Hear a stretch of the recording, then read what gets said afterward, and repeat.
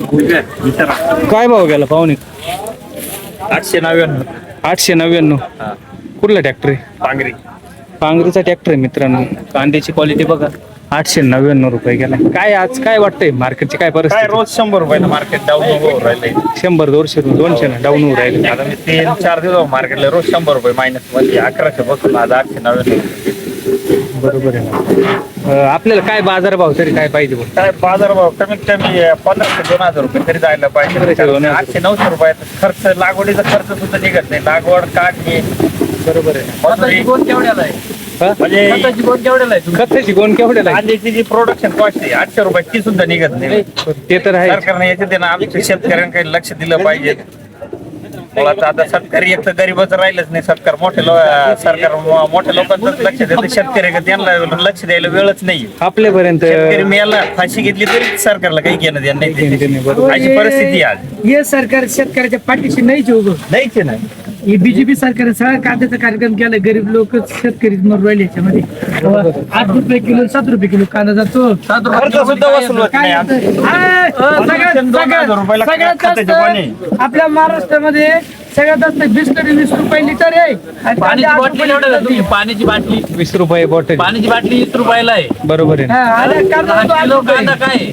बरोबर आहे ना. सरकारला जरी ना quality बघा ना सरकारला जर भाव वाढवायचे नसतील सरकारला म्हणून आम्हाला आहे ना शेतकऱ्यांना 500 रुपये क्विंटल अनुदान देऊन टाकत. 2 वर्षापूर्वी एकनाथ शिंदे साहेबांनी दिलं होतं 350 रुपये क्विंटल. आता 500 रुपये देऊन टाका. जसं तुम्ही गव्हर्नमेंट कर्मचाऱ्यांचे महागाई भत्ते डीएबी वाढीव त्या पद्धती शेतकऱ्याला 500 रुपये क्विंटल अनुदान द्यावं ही अपेक्षा वेतन आहे. वाढतं ना. साहेब- शेतकऱ्याला वेतन वाढवत तुम्ही. वेतन आयोग शिंदे साहेब- 1500 शिंदे साहेबांनी तरी 350 रुपये क्विंटल दिलं होतं. आताच्या सरकारला 500 रुपये द्यावं ही अपेक्षा आहे. नाही तर भाव वाढव 2000 रुपये क्विंटल कांदा द्या. अहो पण मग त्याचं कसं पगार वाढतो तसं एवढे 1500 गेले पुढले 2000 द्या. त्याच्या पुढल्या वर्षी 2500 करा. असं करीत चला तुम्ही. काही 100% होईल ना. शेतकरी काय मरायचं? नाही, अहो, हे फाशीच घेणे व्यापारी शेतकऱ्याला चांगले एवढा लोक पर्याय नाही म्हणून बरं आहे. असं हं? बरोबर. व्यापारी चांगले पण हे सरकारच भाड खाऊ झालंय. आता व्यापारी लोक काय करणार? पुढे त्यांना मागणी गेलं- नाही. गेलं तर बरोबर. ते घेतील ना त्यांना बिचारे. 1000 घ्यायचंय 2000 घ्यायचंय. तुम्हाला व्यापारी काय चांगले सांगतो मारायचे.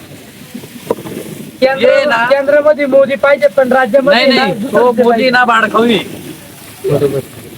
तो फक्त चहा इकून त्याच्या काळात आहे ना चहा इकून म्हणजे काँग्रेसचा काळ होता हा. ना तेव्हा लोक तो चहा इकून मोदी हे झाला ना. आता आपले इंजिनियर पोरं चहा ऐकायला लागले त्याच्या काळात. बरोबर आहे. ही हालत आहे आता. अवघड परिस्थिती होय आहे. ना. शेतकऱ्यांकडे ना सरकारनं लक्ष द्यावं हीच अपेक्षा आहे आमची. 500 रुपये क्विंटल अनुदान द्या. नसेल भाव वाढवायचे सरकारला 500 रुपये क्विंटल अनुदान द्या. ते तर आहे. लोक शेतकरी आत्महत्या करते याची त्याने आत्महत्या आता सरकारच्या दारात जाऊनच करावं लागते.